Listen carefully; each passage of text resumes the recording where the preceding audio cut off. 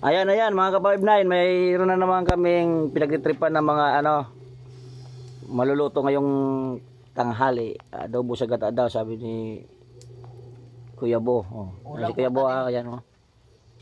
Ayan naman si Kabukid. Busy. Ulam for the day. Ayun na naman oh, ready na yung apoy. Gas range sa bukid. Dalawang manok yan. Yung darating namin na VIP, andito na yung VIP namin na parating. At dito na. Si Chabi mo, yan na oh. Alas 6 pa raw dito nagantay. Pinapahuli yung manok, hindi mahuli. Ang nakahuli tuloy, ang nahuli. Ang nakahuli, ang nahuli. Ang nauna, di nakahuli.